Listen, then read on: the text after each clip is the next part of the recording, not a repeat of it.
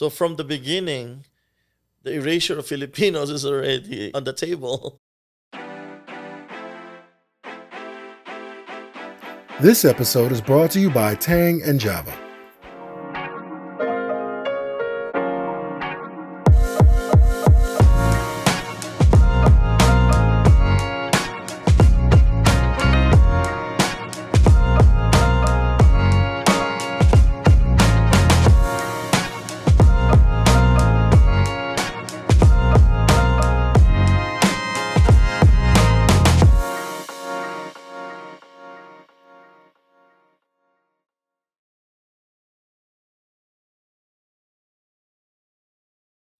Hi everyone, welcome to another episode of Chat with Mick. And today we have Eliseo Art Silva, who's one of our multifaceted artists in our community. He's a cultural bearer, he's a muralist. I'd like to know more about what he does for our community here in LA. How are you doing? Okay, just got back from the Philippines. So, what did you accept about yourself before you could fully realize what your purpose is? There's many different stages. I think the first time I felt some kind of feeling that something inside me told me that I need to do something was when Ninoy was assassinated in the Philippines, and my dad came rushing in our we had our inauguration of our Silva arcade mall in a restaurant, and everyone was waiting for him. It was like late, and he just came rushing in. Pinatay nila si Ninoy, they killed Ninoy. And then I'm like, who is that? Like I remembered though that he was somebody I saw when I was a kid. My dad brought me to a political rally when I was like 11 or something like that. That's the first time I felt being a Filipino. And I realized this is probably what the Filipinos felt when Rizal was shot, because I felt what I felt was felt by everybody else, not just in that room, but the entire country. Something snapped. I was like, oh, it's real. And I kept that forever until today. I'll never forget that day. It's like one of those things where you know exactly where you were. And I knew that being Filipino is something that is tangible. But actually, my purpose coming here in America did not materialize until I started painting the first mural I did, because before that I tried to find reason why I'm here in America, because I did not really want to be here. It was a detour. Because I tried to make an excuse not to leave, because I already have everything set for me in the Philippines.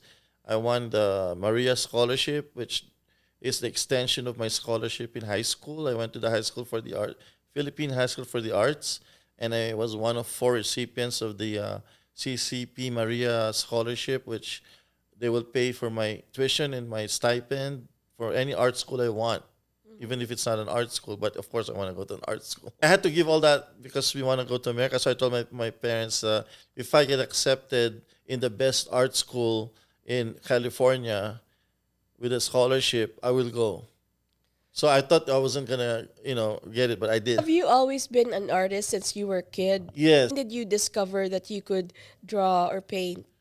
Well, of course, it started when I was 4. My mom owned a bakery, and I would draw at the side with the Manila paper bag.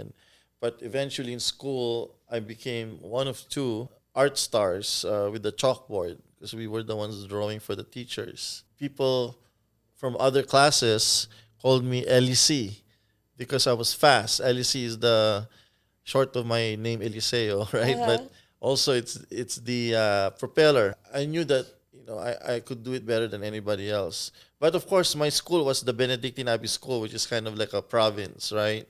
But when I went to Manila, because of my 6th grade, my parents wanted me to try. All of us went to Manila. I started out at the bottom, but eventually I made my way up by the end of the year as the best artist in the school. Letran College probably has one of the best elementary schools in the country, the oldest elementary school in the country. So I was walking in the same space as our first 4 presidents went to the school, Letran. But anyway, that's when I became a bona fide artist, because I got my first commission to do a mural from Letran. How old were you back then? 15 years old. What were your mediums and what subjects were you painting or drawing? Well, of course, when I was a kid, it was Voltis 5. That was my first hero, the robots, right? And then I did puppets with my siblings with the sock. We would just use the tape of Sesame Street and we would have shows like that. And then my first mural was Batibot with Sesame Street in one mural. So America meets the Philippines, and Pong Pagong and Big Bird is in the same jeepney. It's in our house, so I did that one. So 10 years old, my first mural. Oh, wow. What part of your house? The children's room, of course. Uh-huh. Yeah, so like all my siblings helped me paint it. Your siblings and your whole family are artists too? I would say so. I got my genes as an artist from both my father and mother's side, and the one that's clearly like an artist is my great grandfather, who designed our ancestral house. He painted. It's a hobby, right? He didn't do it as a profession. He was a hacendero. He owned like rice fields and all that, but he painted there his wife, the courtship with his wife, like she was in Pasig and they were in Calamba. He would ride a bangka to Pasig to court her. So in our house there's like paintings he did. That's the only thing we have of his work because it wasn't something that he did full time. So there are murals on integrated in our ancestral house. Oh, wow. It's And so, beautiful. did you have the full support of your family to Yes, be an artist? yes. Fortunately, my mom had a brother who's a full time artist too. So, and it's I think she's very supportive of his brother, and she kind of passed it on to me. Actually, what started me in a way was my dad's gift to my mom, because at the time that he was courting my mom, one of the boarders of my dad's parents' boarding place that they rented out a room for this Japanese artist, and he commissioned him to do a portrait of my mother and his father, like two portraits, and they're like amazing, like I've never seen such dimension in a painting. It looks alive. Like if you look at it, it's like you would look at it for a long time. You don't want to take your eyes off of it. So I think that's since I was a child, I was kind of already beholden to that. And I wanted to recreate it. Wow. You are so lucky because not all parents are supportive of their children being an artist. When you were 15, you had your first commission for a mural. Yes, for Letran alumni, I did a painting for the Alumni Association. But I was already a second year student in Philippine High School for the Arts. So I wasn't a student at Letran at the time.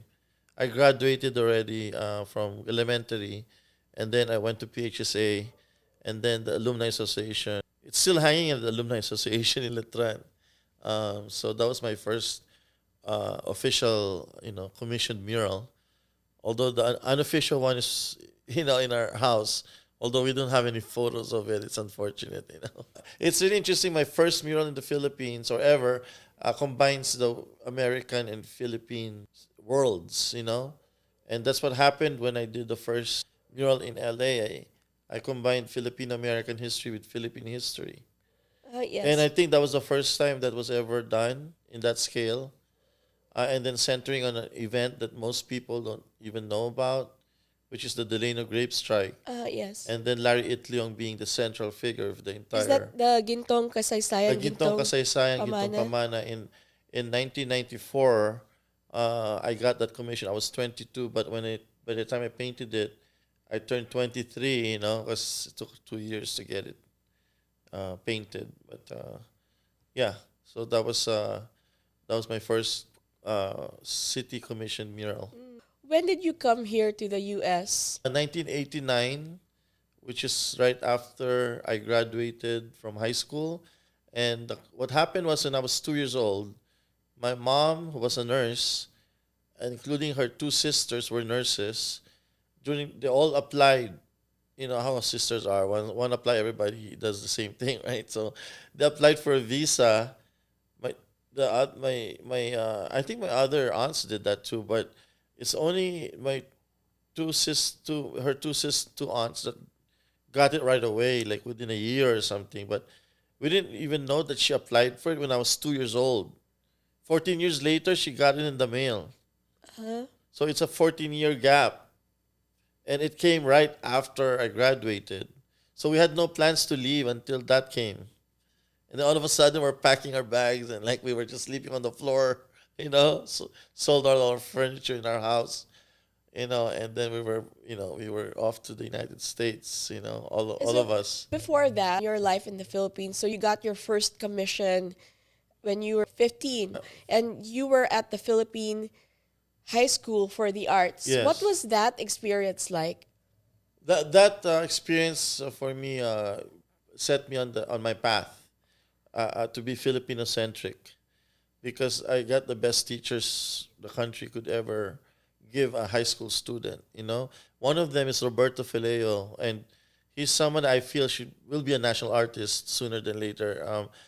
That he's somebody who focuses on pre-colonial Philippine art, which is really like, at that time it was like totally revolutionary. Like nobody would even think that there's a lot of material. He kind of like embodied it, like he was a walking ancestor, like carrying all these amazing stories. That's when I realized art should be a vessel for ancestral light.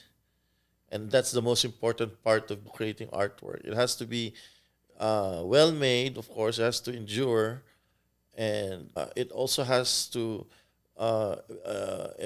bear cultural authorship, meaning you carry the pen, you're the one writing the story. And that is the best way to do it through the pre-colonial narratives. That we have all this cosmology, even more sophisticated than the Western cosmology. That there's so much material, but to bring it to the present and to the future, that was exciting for me. You had the opportunity to be taught by a lot of these prominent artists. I'm sure you went through critiques, went through all these exercises and workshops. What was that like? It was not just the visual arts, but we were exposed to all kinds of art forms, writing, dance, folk dance, theater. There's like all the arts form, even film now for visual artists and animation. But being centered on that and having the government support all that means a big deal. It means that the country values it. And I think that that's very important because the other side of the coin is this educational system we have that does not encourage culture, right? It even discourages it. 'Cause that's what I realized when I went to Makiling, that we go to school because we have half the day are doing arts, and then the other half, which is after lunch, is the arts, and then before lunch it's the academic.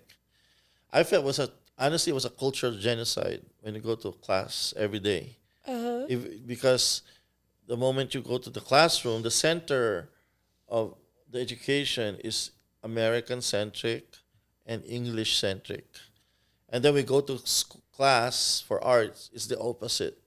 What we erase, we're trying to reclaim. We're reclaiming and then erasing, reclaiming, erasing. Would you say that reclaiming it's because you could do your own subject, right? And you were interested in reclaiming your identity as a Filipino. Is Well, that it? it's the value that we put on our Filipino culture that is not existing in our educational system, because in the educational system that we have, everyone is focused on the book that's provided for us, and they're usually Filipino translations of American books. It wasn't designed for us. But in terms of art, our books are the teachers, and most often than not, the teachers are co-authors with the students, meaning they adjust the material to the student. Whereas in the classroom, we adjust to the book. Whatever the book says is the truth. We never like encourage to question it, and that's unfortunate because that's the opposite is what we do in art. We question everything in art. Yeah. So we have these two worlds that kind of clash on a daily basis, and that's when I realized our country is going through that. The moment you talk to your baby in English, you're already exposing your child to cultural genocide or cultural violence, because you're telling your baby that nothing to do with you being Filipino is going to be important. When you're saying like you have to reclaim your identity and that shows through your art, going back to when you were younger, when the assassination of Ninoy Aquino happened, what did you feel or what was that like? Because you were saying that what you felt was in unison with a lot of other people, almost the entire country at that point. All the way to the revolution, right? You felt it. I mean, we went through the whole process.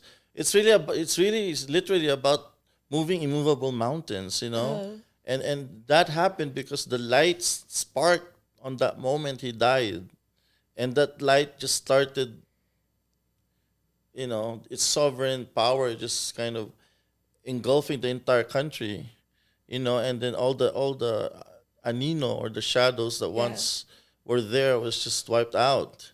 See, that's what we need when we were at our illustrious age, but we weren't able to sustain it because we weren't able to hold the pen and be the author of the story, because somebody else took that pen and then wrote another story. For one, you know, he was gone, and then the torch was supposed to be passed to his vice president, but it wasn't. We gave it to the wife, you know, Cory Aquino, which I have nothing against her, but he never chose his wife to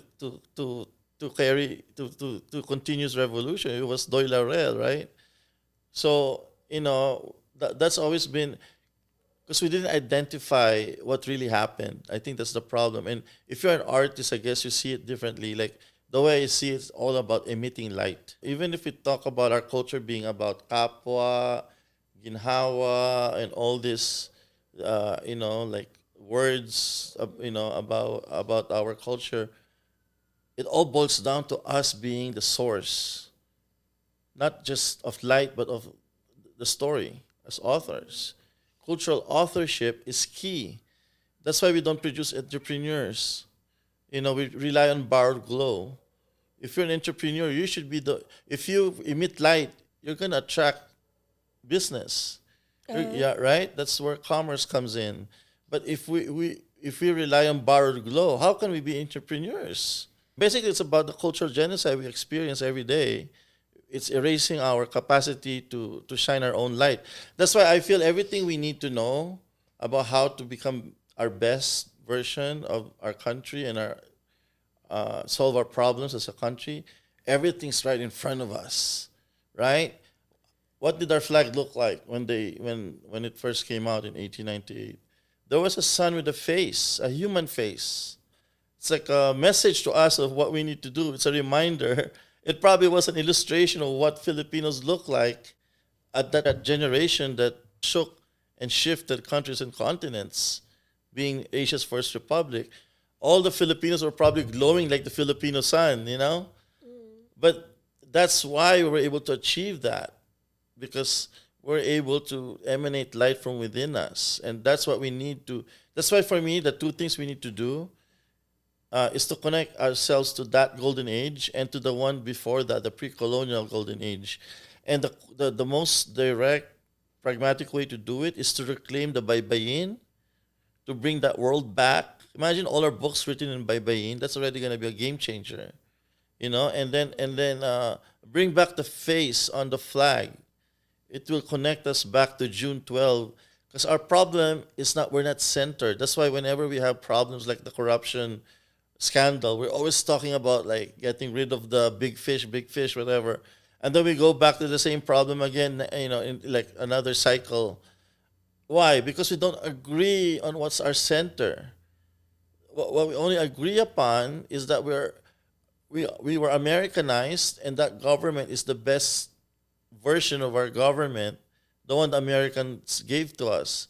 But it's not, because that's borrowed glow. When you have this in your mind and then watch a Blue Ribbon Committee or whatever, like the Senate hearings, you could see it like implied, like there's a white elephant in the room. Like who is the gravitas or the one that they're kind of beholden to? It's not in that room.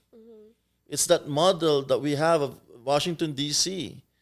So if it's not even there, they're in the shadows and they could do whatever they want, right? So there isn't a country there. You have to bring that center back. We have to be centered on our own light. That's what I meant. Because if it's borrowed glow, we're never gonna be one. One more thing on that. I wrote a letter to the executive secretary of the National Historical Commission. I don't know what his position was. Regulado Jose, I think his name. Well, first I've tried to request for a marker for Larry Itliong in his birthplace. The other one is to consider a proposal to change the center, national center of our country where we celebrate Independence Day. Because we celebrate it at the flagpole, 150-foot flagpole, where the Philippine flag was lowered, the American flag was lowered and the Philippine flag was raised, with the Rizal Monument. That's the center. So we don't really honor or recognize June 12 as our center, but it was it was a recognition from a foreign country. So it breeds doubt because we're centered on borrowed glow. We need another center, which is something that honors everything about June 12, right? And I suggest that we build like a freedom torch with a freedom ring at the Agrifina Circle, which is now empty, you know? And we need to do that. I think that's the first step. When did you have the interest to learn about Philippine history? What was the turning point for you? You mentioned earlier that the death of Ninoy Aquino, assassination of Ninoy Aquino, and the People Power Revolution ignited something in you. And you saw what everyone felt as the love of country. I know that we could move immovable mountains. Uh-huh. And we knew that it was impossible to do. And we're still doing it today. For example, the gateway that we just had. We never really dreamt we're going to have a gateway like that. We even beat the Korean town, you know, because that thing cost more than anything we could ever afford as a community. But it happened. It's like a miracle because I put it in the mural.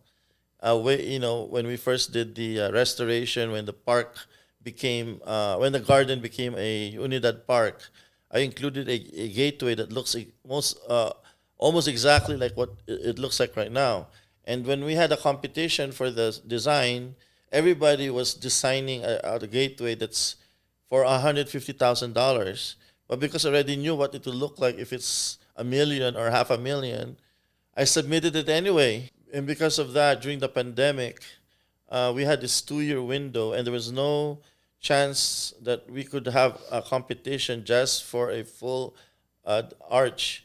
And I already submitted that through the proper channels, which is a competition. If I didn't do that, there won't be any gateway.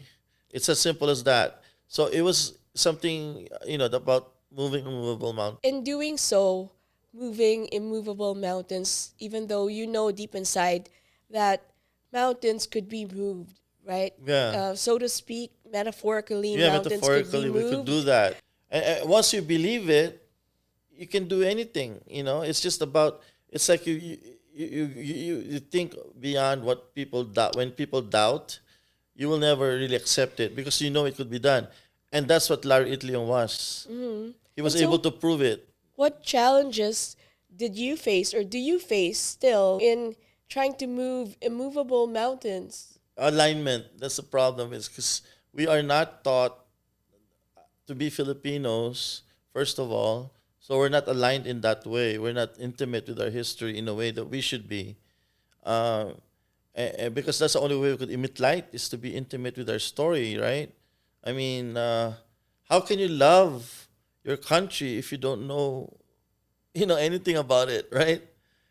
That's why all this love Philippines thing is like, it doesn't mean anything if you're not even promoting our story, which is the golden ages.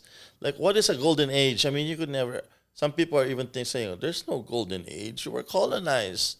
How can we have a golden age? Right? But I mean, I argue against it because we did have a golden age, you know? When was the Well, golden first age? you have to identify or describe what's a golden age. And since the pandemic, we're now on the radar.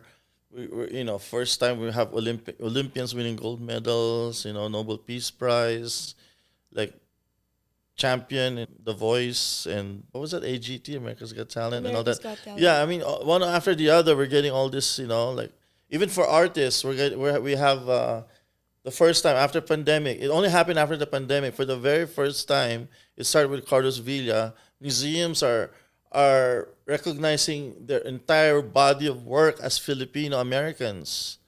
After Carlos Villa, it was Pasita Abad who became an art star in a global. He's now our kind of like a Frida Kahlo, but she's a Filipino American. That's how she's described as, not Filipina but Filipino American. And then there's Paul Pfeiffer, and then David Medalla. I mean, like one after the other. I'm just saying that we're getting to the third golden age, but we're not there yet, right? But we're heading towards that. For me, a golden age is when we were able to elevate, or there's a cultural uplift of the Filipino story to the point that we elevate it to the highest heavens until it transforms cultural landscapes and plays a world role. So when did that happen in our history? The first time was when we stopped Magellan in his tracks. He made a detour that he didn't plan. Why did he stop for 43 days?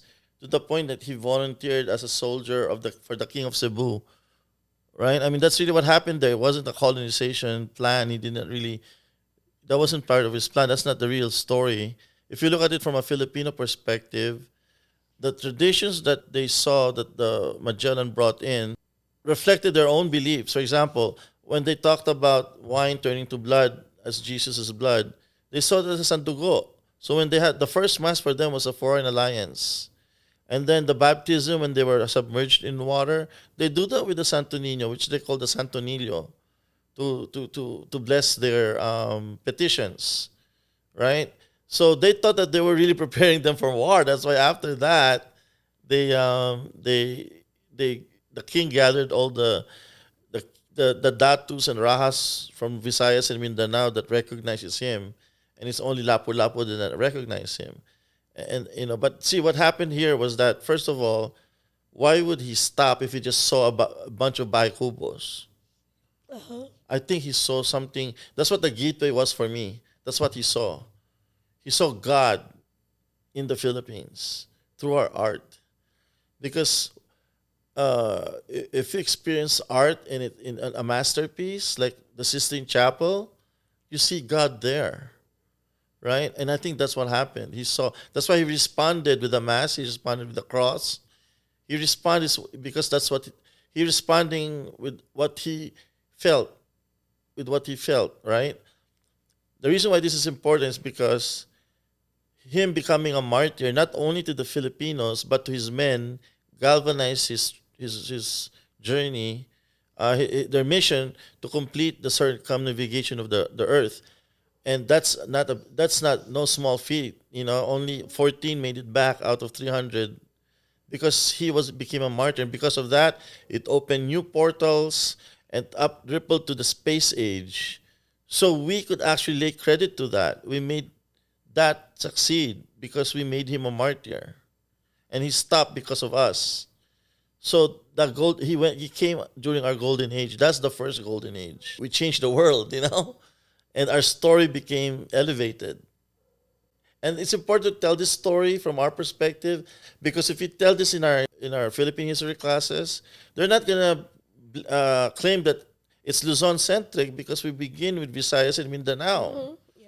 They're the first bida in our story, the Filipino story, right? Mm-hmm. So the second golden age, of course, that's the Philippine Revolution, and it started in 1821 for me, because that's when the first Filipino art school was opened, not by a Spanish educated Filipinos, but a native Filipino, Damian Domingo. This was a time before Spain sent Spanish maestros to teach. So it was indigenous. And their work was the most Filipino paintings we've ever had. They're miniature letras y figuras. Again, it contains the two things for me that is the most important in art: cultural authorship and vessels of ancestral light. How could it be more literal? And the letras y figuras spells out the name of the Filipinos who commissioned it, you know? So it's really about like the identity, right? So from 1821 to 1913 is our second golden age. We were Asia's first republic. I think that's how we should teach our history, you know, because you cannot teach all of history and then make us feel bad about all the bad parts of our history and then make America look like the liberators. How could invaders be liberators? There's no third golden age yet. Third golden age should have been people power, but because we're Americanized, it did not become a triumph that's sustained, you know, that was sustained and you know, self-contained. You mentioned Larry Itliong several times earlier. He was able to galvanize the farmers. In a way, it's our third golden age. If you think about the Philippines and the United States as one during that time, because we were part of America. We just don't have a map showing that we were part of American map, right? But they were part, technically, the motherland at that time was the United States. When I first did the mural, I was not too knowledgeable about Filipino Americans, you know, but I had something that connected me to America, because the first thing I did when it came to the two things I did, right? The two things I did. First, I went to the main library of Riverside and tried to look for all the books they had in the Philippines because I wanted to know what they know about us. I only found 5 books at that time. This was 89.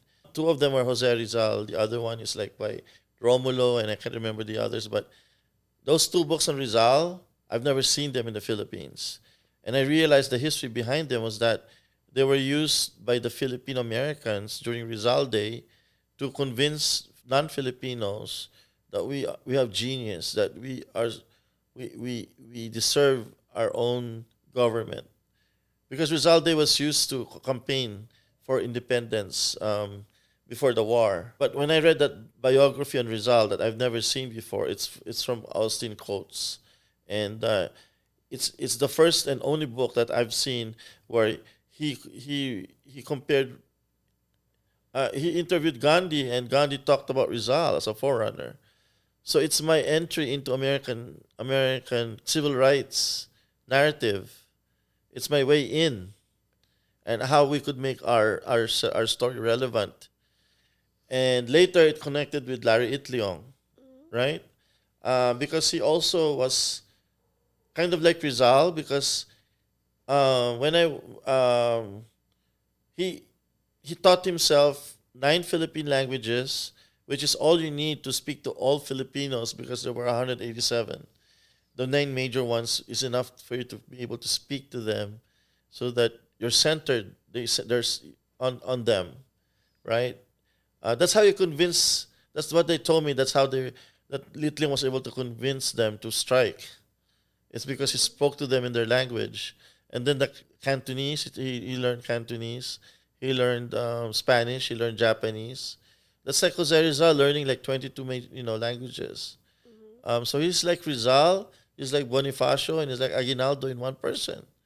So he's kind of he carried the entire weight of Philippine history to America, Yes. and changed it, like, that benefits not just Filipinos but all Americans. Why do you think Larry Itliong's story is put to the side and someone else like Cesar Chavez gets a Cesar Chavez Day? I had a direct experience on that. When we did the mural, it was a competition where there's 2 finalists left after a national call. There were just 2 of us. So the community was divided between the left, leaning, and then the right, It came to a point where the left had this false assumption that Itliong was pro-Marcos, because he never spoke against Marcos publicly like Philip Veracruz.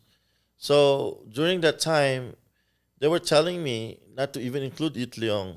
And the proof of that is that the design that competed against me has no Itliong at all. Itliong is not even part of it. Philip Veracruz was the only main figure, you know. So it shows you during that time nobody really was talking about Itliong. What happened to me that changed everything. This is another miracle that happened to me. I think this is the equivalent of what happened to me in the Philippines with the Ninoy, like kind of shifting me to like being Filipino centered. Uncle Roy, Helen Brown, Leo Pandak, and Mrs. Gayaga, the four of them, they told me, Eliseo, just go to Delano and talk to the surviving manongs that knew Larry and ask them all these questions so that you know what to do. So I did. I went there. And they told me stuff that I thought was going to be in books, but it wasn't. It's like I didn't even realize how important those resources were. Like they told me that when Chavez was negotiating with the merger with Filipinos, it was so unacceptable that none of the board of AWOC wanted to accept it. You know what he wanted? First, he demanded that he's the director, the lead. He wanted the symbol to be the Aztec eagle. They wanted the entire, movement to carry the Mexican flag and the Virgin of Guadalupe. So from the beginning, the erasure of Filipinos is already on the table. And he had to accept it to make that merger work.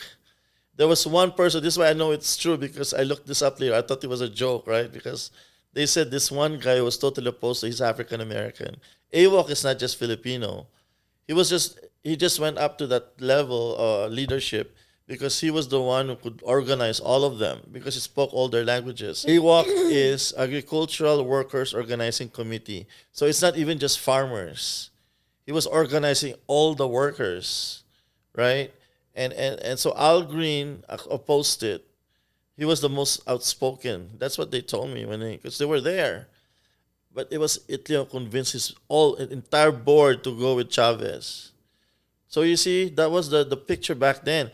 And later, like Alex Fabros was just 14 years old at the time, they told me, they just confided in me, Eliseo, we really regretted that we should have fought this. We should have, fought for our recognition, but they never did. I mean, just fighting the growers is already a lot, but trying to get them recognized is another battle that they choose not to fight. Because just trying to get their benefits and their rights, it's already, they lose their house, they lose their car, you don't work for 5 years, what are you going to do? And the strength of that movement are people who are in Delano. Not all the Filipinos live there because they don't have families. They go to where the work is. So those are the things I found out. And I think, okay, so I have to find a way to put Italy on there without it being too literal. It should be nuanced. But I'm gonna make sure the mural is about him. To tell the truth, I have to tell this because, like what they said, if you don't tell the story, no one's gonna tell the story.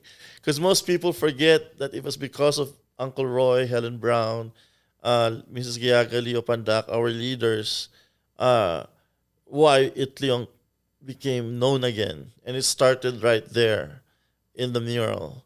We were the first one. Think about it too. Look it up. I looked it up already too. I mean, just recently, I didn't even think about it. Is there any other Filipino mural had such an impact or even recognized since, then? I mean, is there another Filipino mural that's been picked up at the Smithsonian to be an emblem of Filipino Americans? That mural became emblematic. It became the icon or the image representing our history. I made mural design nuanced, but still intentional. So what I did was I made Philip Veracruz higher in the mural, so it looks like he's the guy that's being honored. But I also made his face wider to make it kind of look a little bit like Chavez, to show that there's a reason why I made him higher. It's a way to kind of hook people into thinking something that it's not really what it's representing, Just because most people assume it's about Chavez, because that's what they know. And that's how Itlong worked anyway. He never really wanted the spotlight. He's always the second, He's always behind the scenes, but he was the one carrying the weight of the work, right? And the Filipinos were the first one who lit the fire. They were the first one who moved the mountains, but it was just they were. By the time the Mexicans came in, the wheel was already on the ground. They were just kind of rode that. And eventually we were forgotten. But yeah, so that mural, I didn't. When I first put my brush stroke on that wall, I really felt that's probably the second kind of divine intervention. I would say the first one was Ninoy's assassination. The second time it happened was here, and it was that first brushstroke on the wall. I really felt I was shaken to the core. Like our ancestors were telling me that they're doing this. You're not doing this. We're doing it. They're the author, so that this will tell our story. But ever since, people forgot about it. They remember the movie, they remember the children's book, even the musical. But it all started there, and it started with LA, and started with Uncle Roy, Helen Brown, Leo, and Mrs. Giaga. We have to remember that.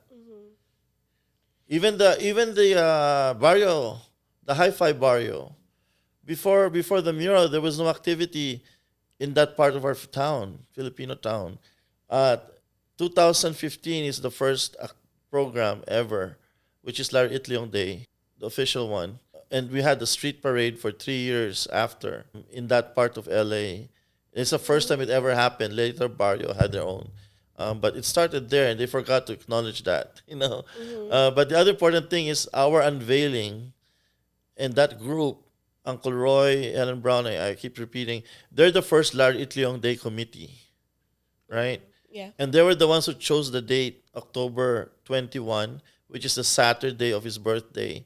So the first Larry Itliong Day happened right there for the unveiling, the full inauguration, because there was another dedication that is part of the contract. It was only halfway done because it was only supposed to be just part of the wall. It wasn't supposed to be the entire wall. But the full inauguration was Larry Itliong Day. Would you say that you found your purpose through your art, and that's to really talk about the message and share the message from our ancestors through your art? Yes, basically, it's like what I said, everything we need to know is already written out for us by our ancestors. The flag shows you what we need to aim for, is for every Filipino to shine like the Filipino sun, so that we don't create shadow. We don't dwell in shadows. It's in the shadow we create corruption. If everyone's emitting light, corruption will not sprout. What are your hopes for Filipinos in the Philippines and Filipino Americans? We have to center ourselves. That's my hope. We have to stop the cultural violence happening every day in our schools. The way to do that is to center ourselves with our story. It's as simple as that. And we have to focus on our strengths and our victories. And once we're aligned, there's nothing that we cannot do because we already done it, even though we were not aligned. But when we know what we're doing, we're all together on what we want to do, and we know our story. We have to agree on our story. That's the problem. We have different versions of our story. We have to agree on it once and for all, and not rely, because we always think that the way to progress is build upon what the Americans gave us, which is wrong, because here's the bottom line here. We think that American education, or the Americanization of the Philippines, the educational component, is the saving grace of the whole war, right? The truth is it's not. It's the worst part of it, actually. You know why? Think about it. Why did Jose Rizal's generation become geniuses? Why? What do you think? What will be your first thought? I will just end with this because I think that's something we don't even think about. They had hopes and dreams for a better Philippines. What's the system that made them think that way? Think about it. The schools were all in Intramuros, right? Intramuros was built for the Spaniards, right? Yes. So the schools were designed for the Spaniards. But so Filipinos shared the same space. Their classmates were Spaniards. So we're getting the same education as the Spanish, meaning two things. They could practice Spanish with native speakers, right? There's no nosebleed, Yeah. right? Because us, there's nosebleed because we don't understand. It's discordant with the way we think. It's not natural for us. It's not centered on us. That's the whole thing about education being a genocide. We do that every day to our, that's why we're going down and down and down. Like we're like second lowest in the educational tests in Southeast Asia. It's because we don't center it on us. And and so we also know that because they're Spaniards, we have the same level of education anywhere in the world. So when I go to the class every day, the battlefield is right there. I just have to excel, and I know I could be any better than anybody in the world. That's why Rizal conquered Europe. Luna conquered Europe because he already conquered them in Manila. That was already the world in front of them. That's what we need to do. We think that Philippine education is world class because we speak English. We don't, it's not because we are not. We are not. The educational system is indoctrination. It's not student centered. It doesn't encourage us to think. That is the key. Make us think. And the way to do that is for the student to be the co-author of knowledge so that he comes up with his own truth. That's the whole idea of the Bible. The Bible makes you connect to a certain book in the Bible that means something to you, and then that becomes your message from the Bible. It doesn't tell you which message to that you should choose. You choose it.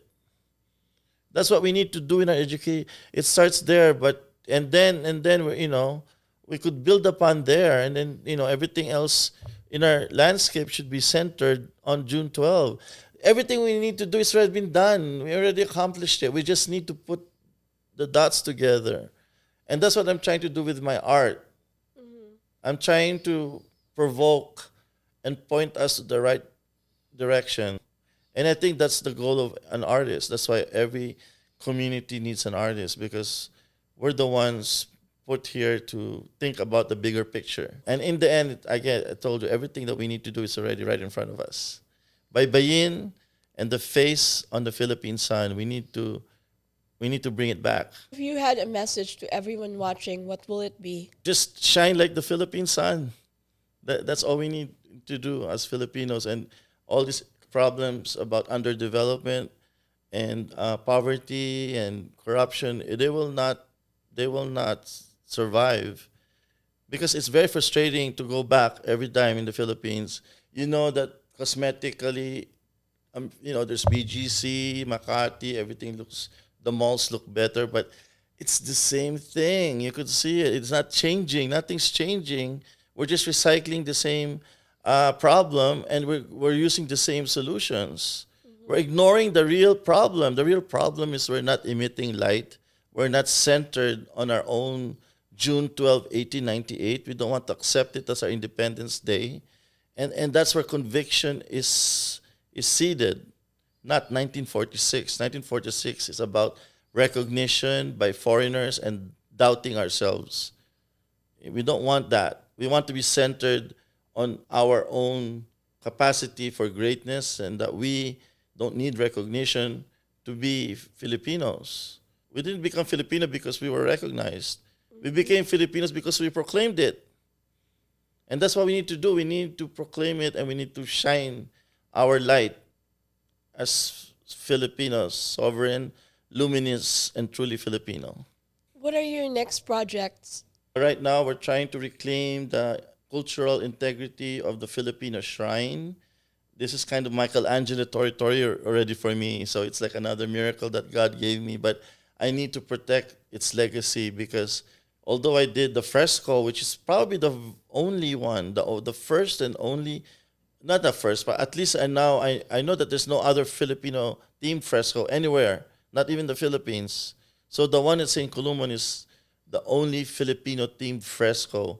Fresco is a buwan fresco, which is the same technique they use at the Sistine Chapel and Diego Rivera's murals. Yeah. It's older than oil paint. and it's really hard to do, but it's beautiful. And also mosaic. I did the mosaic art and the fresco, and I designed the whole thing, but I did not fabricate the sculptures. Are you using Unfortunately, the sculptures that deviated from my design, and we're trying to correct it. We're trying because those are going to be reproduced in a smaller scale for public consumption. Is the fresco inside a church? Yes, it's inside the oldest Filipino Catholic church in the country, which is St. Columban, In historic Filipino in town. historic Filipino town. And if you notice, it's the only Filipino-themed art component in the entire church, even though it was built by Filipinos. So this is another aspect to the shrine. It makes the Filipino church Filipino. Before that, it wasn't. There wasn't anything Filipino aesthetically in this church, but now there is. That's our contribution. But we need to protect its legacy by reclaiming its cultural integrity. So I need your help. We need the community behind this, and it's the only way we could reclaim it. Thank you so much for being with us today, Eliseo. For everyone out there, just like what Eliseo was saying earlier, we can't rely on borrowed glow, and we have to emit light ourselves to lift ourselves up as Filipinos and Filipino Americans. We'll see you in the next episode of Chat with Mick. Bye! This episode is brought to you by Tang and Java.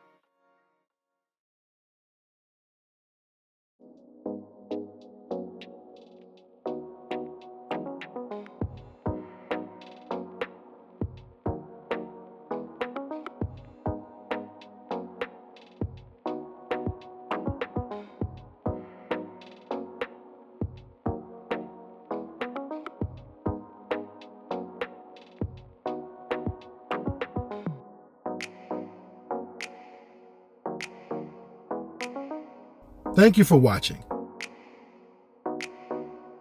And don't forget to like, comment, and subscribe so you don't miss out.